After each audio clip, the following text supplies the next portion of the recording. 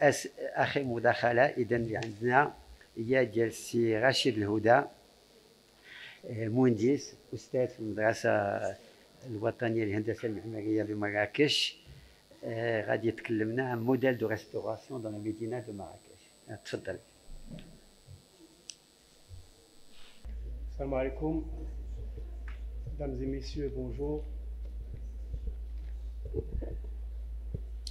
J'ai l'immense plaisir d'exposer devant vous aujourd'hui un travail effectué il y a plus d'une vingtaine d'années à Marrakech. Un travail qui, je vous l'avoue, m'a marqué de par la profondeur de la réflexion, l'épaisseur du projet, le background historique et culturel dont le projet est porteur.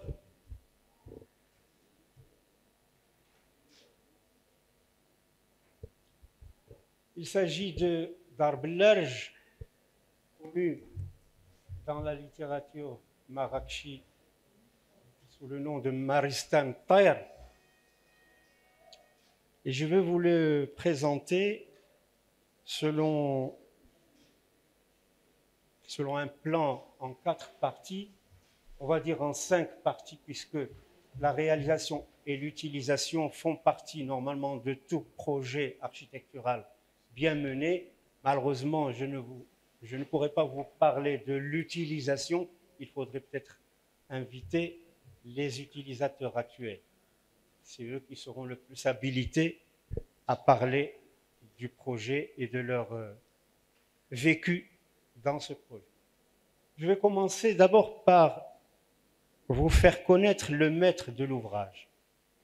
Le maître de l'ouvrage, c'est une architecte suisse appelée Susanne Biedermann, mariée également à un architecte suisse, Max Elliott, qui est tombée amoureuse de Marrakech et a voulu s'installer à Marrakech et qui a rencontré une personnalité hors du commun à Marrakech, qui l'a sensibilisé à la culture de Marrakech, qui lui a expliqué un peu les clés pour comprendre le mode de vie et la culture marrakchi. Il s'agit, vous l'aurez peut-être deviné, il est ici présent avec nous, il s'agit de M. Ja'far el-Kensoussi, Moulay Ja'far el-Kensoussi. C'est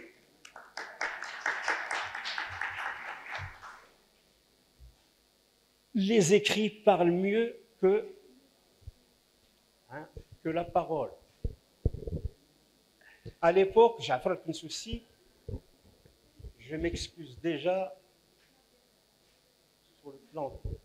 Au niveau technique, je n'ai pas pu, malheureusement, vous savez, vous connaissez la loi de Murphy, c'est au moment où vous avez besoin d'un outil technique qu'il tombe en panne. Donc, je voulais vous transmettre ça par diapositive. Malheureusement, le scanner et même l'outil de mémorisation m'a fait défaut, donc je me retrouve à faire le travail à l'ancienne. Donc, je vais vous lire ce qu'a écrit Ja'far el-Kensoussi en guise de, comment dire, de termes de référence, parce qu'il faut rappeler que entre Madame Susanne Biedermann et Moulay Ja'far el-Kensoussi, il y avait un contrat par lequel Madame Biedermann chargeait M. Ja'far el-Kensoussi en quelque sorte de la direction culturelle du projet. Et donc, pour cela, M. Ja'far a écrit comme préambule: il s'agit de commémorer ici la prestigieuse fondation pieuse Maristan Taïr, le fameux hôpital des oiseaux, qui s'est acquitté de ses tâches de bienfaisance durant des siècles. au cœur de la ville de Marrakech, à l'ombre de l'université Ben Youssef. C'est là également l'occasion de réhabiliter toutes les œuvres de bienfaisance inlassablement prodiguées par les générations antérieures, non seulement pour le bien-être du genre humain, mais encore pour le bien des animaux, toute espèce confondue. Cette maison que les gens de Marrakech appelaient jadis Fondouk Bellarj, l'hôtel des cigognes, ou encore Fondouk Ranj, l'hôtel des bigaradiers, n'était en fait rien d'autre qu'un véritable asile où les cigognes s'installaient en toute quiétude. Mieux encore, autrefois, les habitants de Marrakech ont institué un habous, c'est-à-dire un acte d'une fondation pieuse, dont les revenus servaient à couvrir les dépenses et frais du Dar Bellarj, y compris la rémunération de nombreux employés. La tâche de ces derniers consistait à sillonner la ville et sa banlieue en quête d'oiseaux malades ou accidentés pendant leur migration et qui sont admis par la suite et soignés dans les pavillons de ce providentiel Maristan. Nul doute donc que ce habous passait jadis pour être une fierté qui, de nos jours, mérite notre admiration.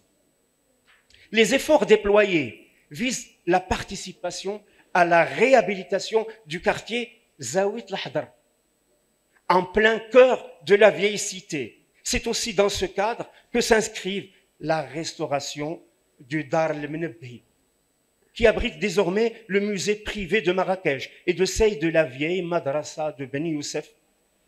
Dans une autre phase, il s'agit là d'ancrer les jalons d'une fondation culturelle privée à Dar Arghai, autre nom de Maristan Taher ou de Dar Bellarj, Dar Arghai, laquelle a pour visée d'affermir et de consolider ce souffle nouveau en faveur de l'urbanisme de la vieille Médina de Marrakech, ce qui est à juste titre à l'avant-garde des projets culturels les plus ambitieux. L'œuvre en elle-même est l'occasion idéale de participer à la fois à la sauvegarde de la cité de Marrakech et de son urbanisme traditionnel. En fait, sa réalisation, qui comporte un modèle, un programme modèle de sauvegarde de cet urbanisme et qui a élu domicile en son champ d'application, qui est Dar Arghai, sera assuré par une équipe d'experts chevronnés. Je finis rapidement la citation du texte de M. de Moulay Jafar el-Soussi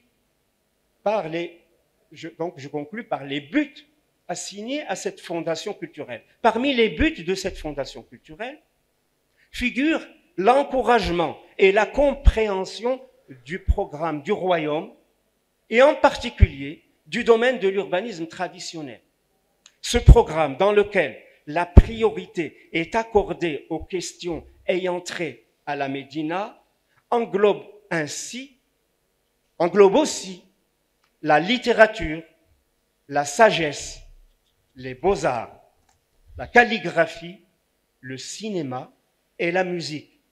Dans le but bien précis de réalisation de ces aspirations, la Fondation organisera des expositions et des concerts musicaux, des colloques scientifiques et autres activités similaires. Elle veillera à éditer des ouvrages artistiques et des enregistrements audiovisuels et toute publication ayant rapport avec ce patrimoine. En plus du dialogue civilisationnel qu'elle se propose de favoriser et des prestations culturelles à la réalisation desquelles elle aspire, la Fondation s'attellera à mettre en lumière divers aspects de ces arts de vivre dans lesquels les Marocains ont excellé et qui concernent les oiseaux.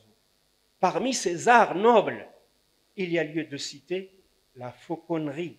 Il est connu que les souverains marocains et les nobles prenaient un soin méticuleux des faucons et des éperviers. C'est justement en raison de cela que les écrivains et les historiens marocains nous ont légué de mémorables écrits sur ce sujet. Signé Moulay Jafar El-Kensoussi. Je vous dis ça en pensant, pauvre architecte qui devra réaliser ce programme. Ambitieux programme, je n'ai jamais de ma vie été confronté à de tels termes de référence, je vous l'avoue. Un autre écrit, datant de 1997, était intitulé « Le langage des oiseaux ».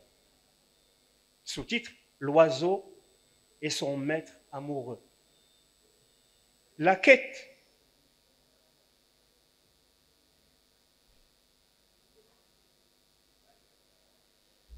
excusez-moi.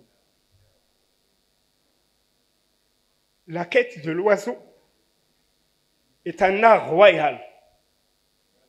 Les oiseliers de Marrakech, qui se recrutent dans les différentes branches des corporations artisanales et parmi les milieux traditionnels en général, se partagent le sentiment de légitime fierté de perpétuer une telle occupation noble.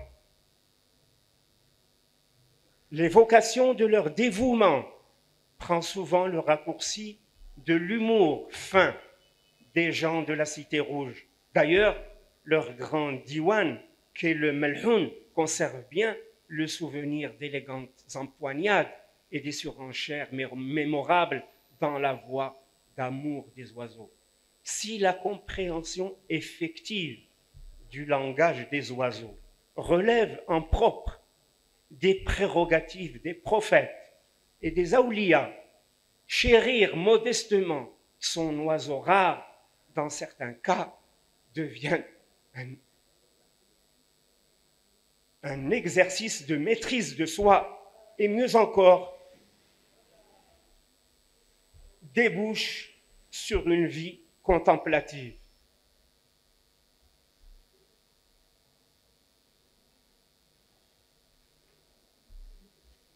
Sur la longue durée, Marrakech se présentait à son visiteur comme une succession de fabuleux vergers, jardins et riads. On a souvent estimé que cette cité n'est qu'un immense jardin et que son principal apport en termes de réalisation humaine est justement l'art des grands jardins.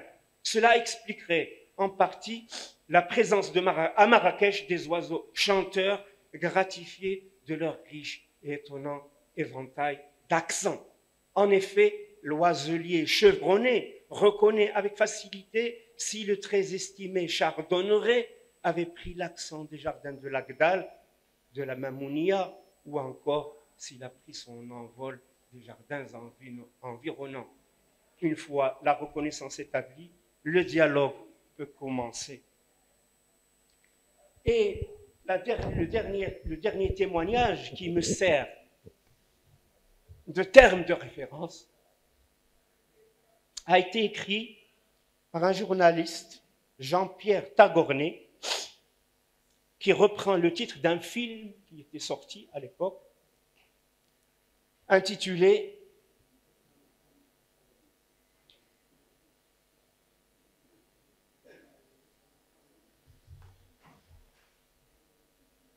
Les oiseaux se cachent pour mourir ».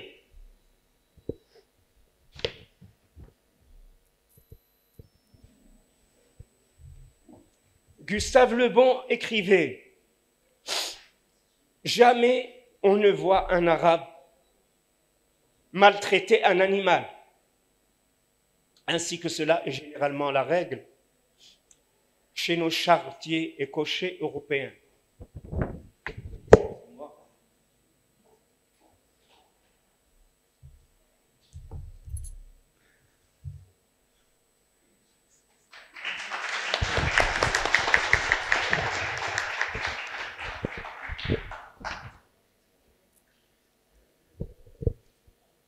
Une société protectrice des animaux serait tout à fait inutile chez eux, nous dit Jean-Pierre Tagornet, journaliste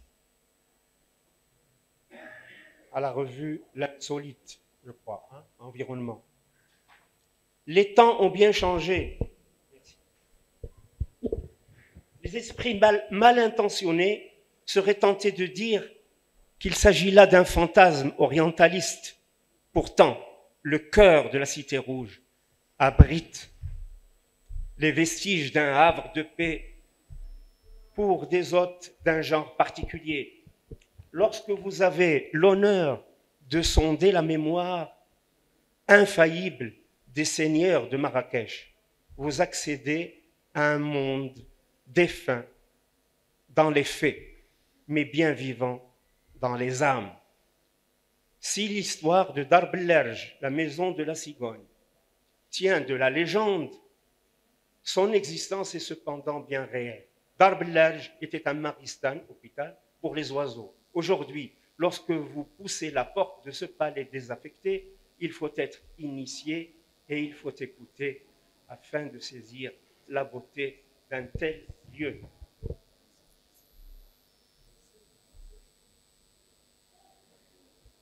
Ici, vue de dos, donc ici c'est le mur donnant vers la médersa Ben Youssef de Darb el-Lerj, avant le commencement des travaux. Ici vous avez Madame Suzanne Biederman, qui devisait tranquillement à la sortie de la maison. Ce palais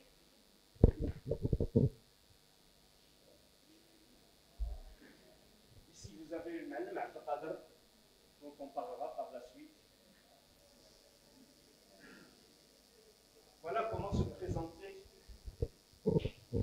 Darb el-Lerj au moment où elle a été acquise.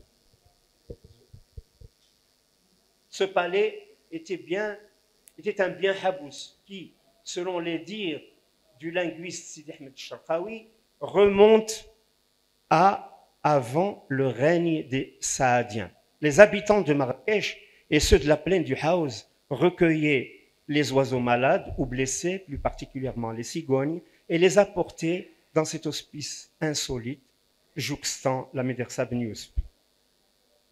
Cette fondation pieuse disposait de cellules aujourd'hui disparues qui accueillaient ces oiseaux malades et son personnel leur prodiguait des soins aussi attentionnés qu'efficaces.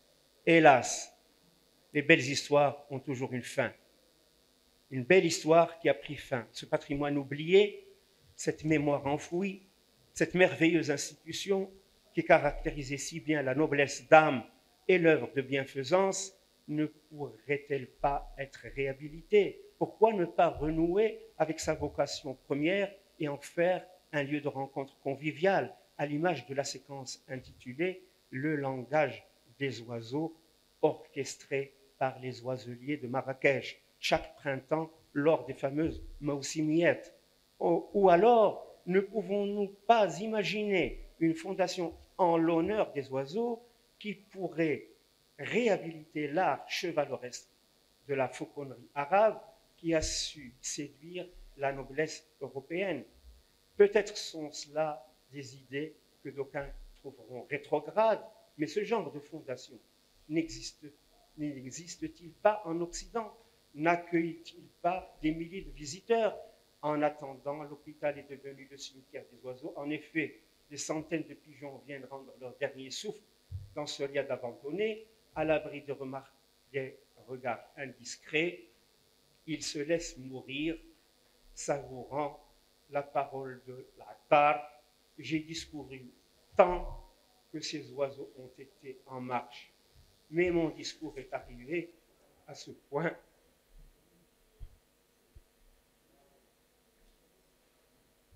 qu'il n'a plus ni tête ni queue. Aussi dois-je terminer ici. La voie est ouverte, mais il n'y a plus de guide ni voyageur.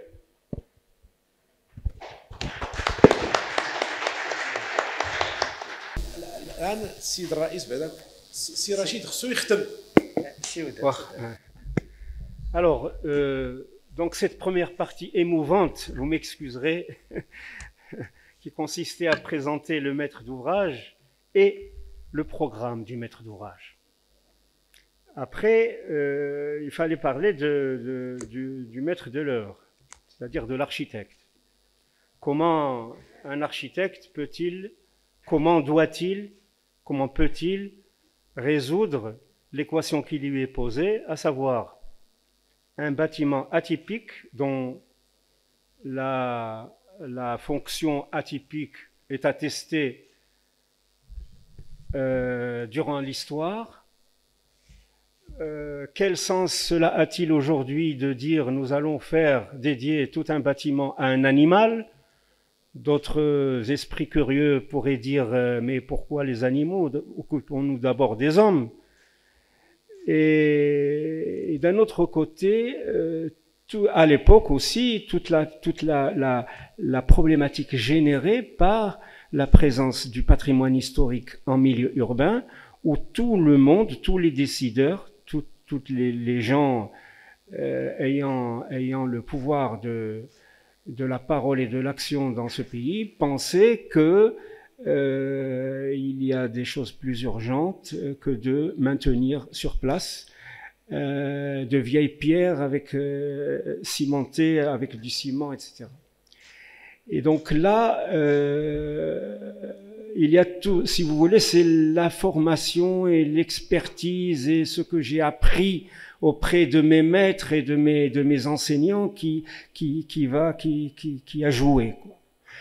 Rapidement, sans vouloir faire de la promotion personnelle, mais disons que par la force des choses et par le hasard des choses, pour la volonté divine, je suis passé par le programme de sauvegarde de la Médina de Fès, où j'ai rencontré beaucoup de personnalités qui ont compté par la suite pour moi et pour d'ailleurs les gens qui m'écoutaient dans ce projet avec lequel j'ai discuté, à savoir Titus Burckhardt, Haj Brahim Titus Burckhardt, éminent spécialiste de l'art chrétien et de l'art musulman, qui a écrit des livres sur l'architecture et sur l'art musulman, et qui a été le premier spécialiste invité contractuellement par le ministère de la Culture du Maroc pour faire un diagnostic de la Médina de Fès. Le rapport diagnostique de la Médina de Fès a servi de base pour l'élaboration du schéma directeur de la ville de Fès en ce qui concerne la partie Médina. Titus Burckhardt, bien sûr, nous a fait connaître un certain nombre de personnes. C'est à travers Titus Burckhardt que j'ai connu des gens qui travaillaient avec la fondation Aga Khan, qui ont organisé un colloque à Fès à propos de la réhabilitation des monuments historiques, et j'ai eu l'insigne honneur de rencontrer Feu Hassan Fthi, Oleg Grabar, Jean-Louis Michon, Najmuddin Bamat, et je passe. Et comment dire, la fréquentation et l'écoute de ces éminentes personnalités ont été pour moi d'un enseignement sans pareil. Je reconnais, j'ai eu une chance particulière d'écouter les gens défendre le patrimoine comme ils l'ont fait. Il faut dire aussi que, à la suite d'un petit épisode tout à fait banal, la construction d'un lycée dans le quartier d'Ainazletan à Fès, où moi, en tant qu'inspecteur des monuments historiques, j'ai débarqué parce que, en creusant les fondations, ils avaient trouvé des espèces de grandes cavités qui faisaient 5 mètres de haut et 3 mètres de diamètre. Et Jean-Louis Michon, à ce moment-là présent, me disait il faut tout de suite alerter le ministère de la Culture. On a ici un élément archéologique d'importance pour la ville de Fès. J'ai écrit au ministre, j'ai écrit au Wali, j'ai écrit j'écris à tout le monde, au président du conseil, en disant il faut arrêter ce chantier le temps que les gens viennent faire l'investigation, faire le relevé de ce qui existe, que les historiens, parce que c'est quand même un élément important dans la connaissance de l'histoire de la ville ancienne de Fès, que de trouver des choses comme ça. Ils m'ont dit très très bien. Alors moi, pendant que j'étais au ministère de la Culture, ça faisait déjà plus de 6 mois que je demandais à faire une petite formation à Rome, auprès de l'Institut de la conservation des monuments et des sites. Et on ne m'a jamais répondu. Et quand j'ai envoyé cette lettre, j'ai reçu tout de suite un billet d'avion pour aller à l'école de Rome. J'y étais, j'étais très content. Je suis allé à Rome, j'ai fait mon stage sur les monuments historiques, sur les matériaux. J'ai eu l'occasion de rencontrer de grandes têtes de la restauration, les gens qui utilisaient à ce moment-là la photogrammétrie, hein, une technique très, très intéressante, très importante pour avoir vraiment, et qui peut servir aussi pour l'interprétation archéologique et historique des bâtiments qu'on mesure, parce que le relevé est important quand vous travaillez sur le patrimoine historique. Et donc, à la fin de mon stage, quand je suis revenu, le lycée avait repris le travail, le chantier avait repris, s'était réuni. Et quand j'ai dit à Madame Julie Hassar Ben Slimane, qui s'occupait de l'archéologie, je dis, Madame, mais écoutez, vous vous rendez compte de ce qu'ils ont fait? Vous ne voulez pas quand même arrêter un lycée qui fait partie de tout le programme du gouvernement pour l'alphabétisation et l'enseignement du pays? Ça va pas, on va pas aller faire des fouilles archéologiques, des choses comme ça. Et donc là, j'ai compris, en fait, le contexte dans lequel s'insérait ce projet, c'est-à-dire un peu le la musique que jouait l'administration concernant toutes ces choses du patrimoine. Pour revenir à la question de base, tu as réussi, tu as pu réunir autour de toi, autour de notre pays, les meilleurs mails de l'époque. J'y viens, Moulay Jafar, j'y viens. Parce qu'il y a le temps. Oui, d'accord, mais je fais vraiment au plus vite, hein. J'étais bien servi ce matin par la chance parce que tout mon truc en diapo est parti. Donc je parle de mémoire. Donc on a pour commencer ce chantier, après avoir donc compris ce que voulait le maître de l'ouvrage et discuté avec le maître de l'ouvrage pour le convaincre que peut-être j'étais l'homme de la situation. On a commencé à chercher les gens qui allaient travailler. Et on a eu la chance de trouver Malam Abdelkader, que je vous avais montré tout à l'heure de vue de dos. En fait, c'était le fils d'un maçon qui avait travaillé quand ils ont commencé à, en fait, démolir toute la partie qui servait pour le traitement des oiseaux. Ils l'ont transformé en hammam.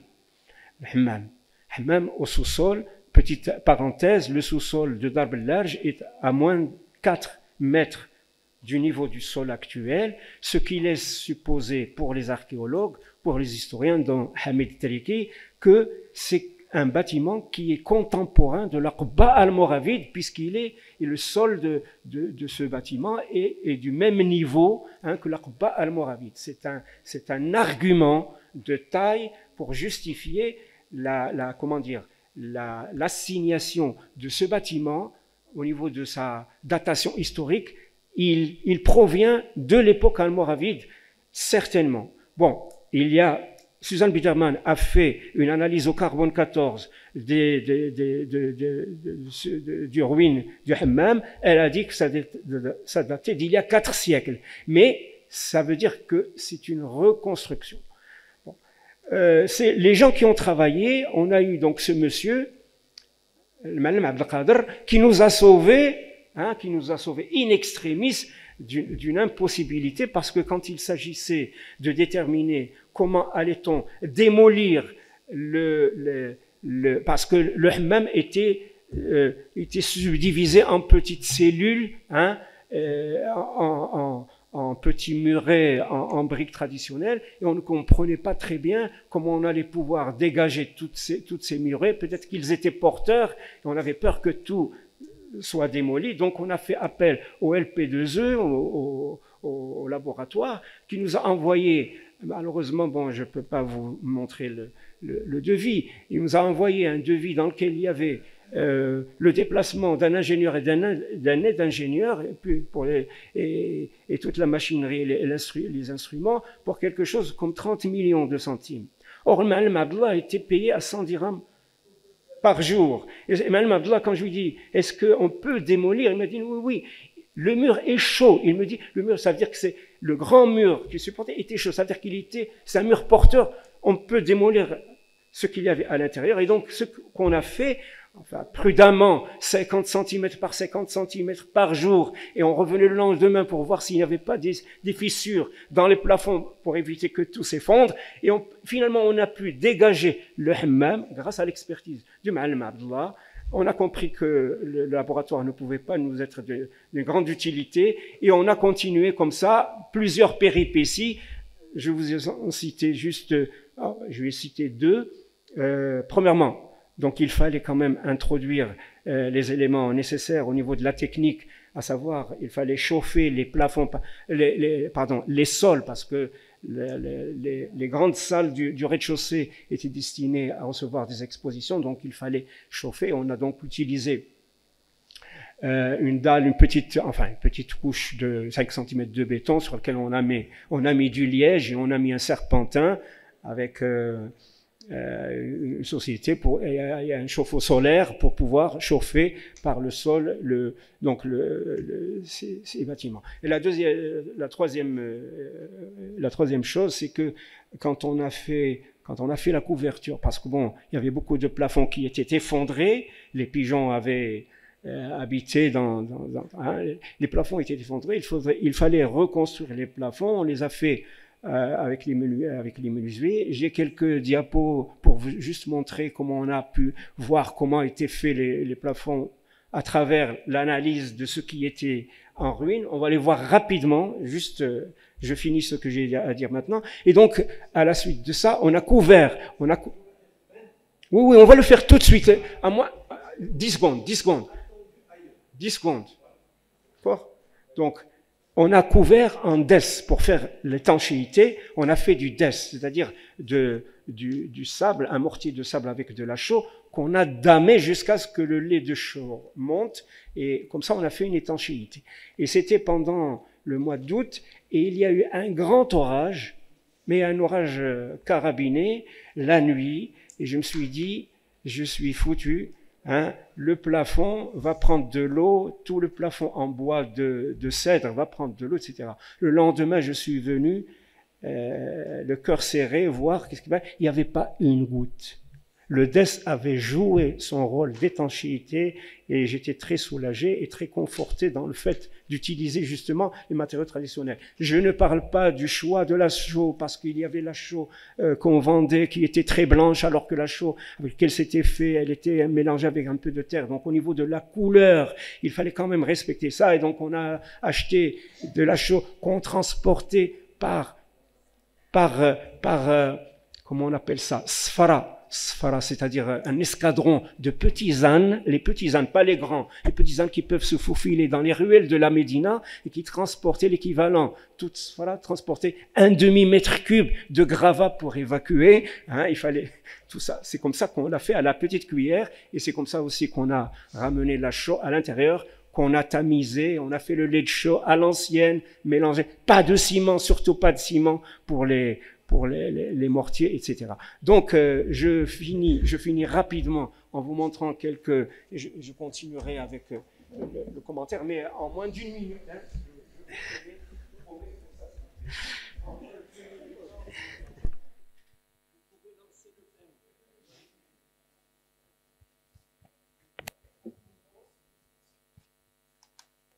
Je voudrais annoncer que si le professeur Ramdan nous a gratifié d'une belle publication qui s'appelle Sauvegarde des monuments historiques et des sites naturels de la région de l'Oriental, qui est publiée en septembre 1995 par l'association Engad de Maghreb Sharqi.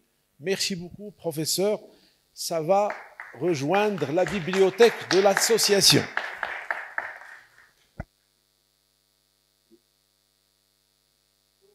Là, c'est la façade donnant sur... Ok, d'accord, pardon. Ok, c'est bon. Donc la façade, ce mur, donc il a fallu le ravaler, il a fallu donc trouver la couleur, donc la chaux, ça a servi à faire justement ce mortier de chaux en ravalant. Il tient toujours jusqu'à présent, vous pouvez aller en sortant à gauche, vous allez le trouver, hein. Il n'a pas bougé depuis déjà 20 ans. Donc l'état de la... Hein, vous voyez le maître d'œuvre délégué, le maître d'ouvrage délégué à gauche de l'écran. Voilà, alors rapidement. Les dégradations, hein, c'est à la base des poteaux, remontée capillaire, rapidement. Les gradations, il y avait des petites coupoles, rapidement. Les chemmassiyat, il restait encore en place. Quelques dégâts au niveau des murs. Hein. Et puis là, ici, à ce niveau-là, est-ce que je peux avoir... Ouais, voilà. Voilà. Il y a une petite dégradation qui nous permet de voir comment la coursive était construite en fait. Il y a ce que vous voyez là va se retrouver ici. Voilà ce qu'on va. Il y a la structure de la coursive, elle est faite en irqi, d'autres appellent ça tasyut, donc des petites structures de branches d'arbres avec les petits rameaux qui couvrent. Quelquefois, il y a des petites planches. Et après, on vient par en dessous mettre du plâtre, mettre la belle voilà. Ça devient comme ça. Quand vous voyez ça, vous ne supposez pas que derrière, il y a cette structure un petit peu rustique, hein, en rural. La coupole, donc on avait la chance de voir déjà à moitié démolie. On voyait déjà qu'on était ici dans une étoile à 8 branches. Vous voyez, c'est un style purement marrakchi avec ce qu'il en reste. Et puis on a une idée aussi de la structure, ce qui nous a permis de la restaurer par la suite. Voilà, donc ce qui reste.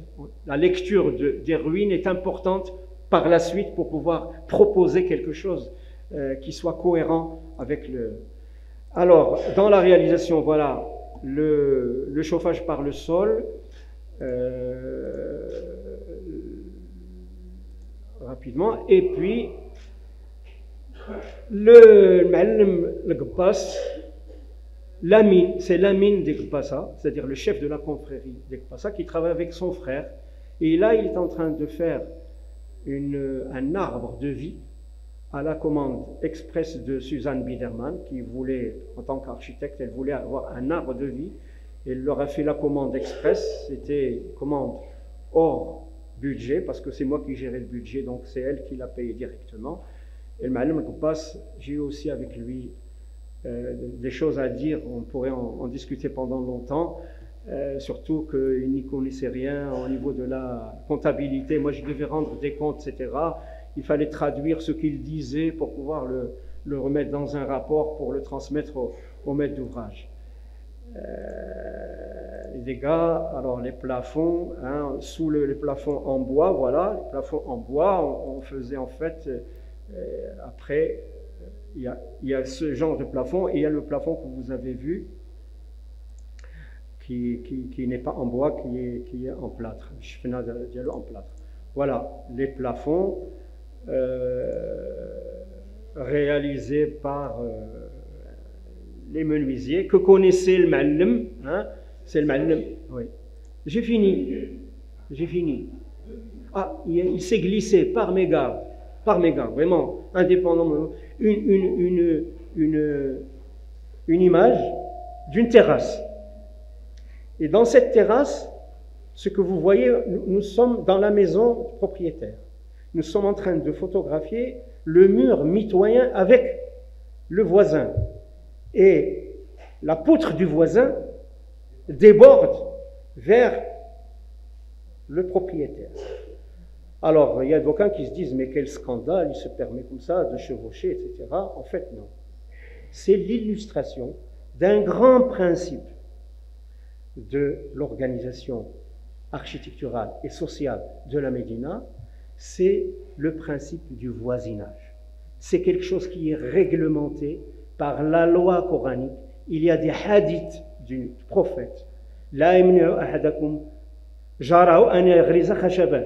Nul ne doit interdire à son voisin de mettre sa poutre sur votre mur ou de planter sa poutre dans votre mur. C'est très explicite. Et c'est lié aussi au hadith la darara wa la dirar. Et pour juste un dernier truc, j'espère pouvoir le trouver aussi, je pouvais le voir. Je suis allé, avant de venir ici, faire un tour dans Derb, Sidi Bouamar. J'ai fait à peu près 300 mètres dans le noir. Ce sont tous des passages couverts, des passages des sabbats. Vous pouvez le faire, c'est juste à même pas 50 mètres. Et pratiquement rien n'a bougé de ces constructions qui étaient construites selon ce principe. Parce qu'il faut vous dire que le principe de construction, c'est un principe de construction qui est collectif. Les maisons des gens s'interpénètrent les unes avec les autres, et vous pouvez aller voir, les maisons qui sont effondrées n'ont pas d'attache avec les voisins. Tant mieux pour eux, tant pis pour eux, hein. Et merci.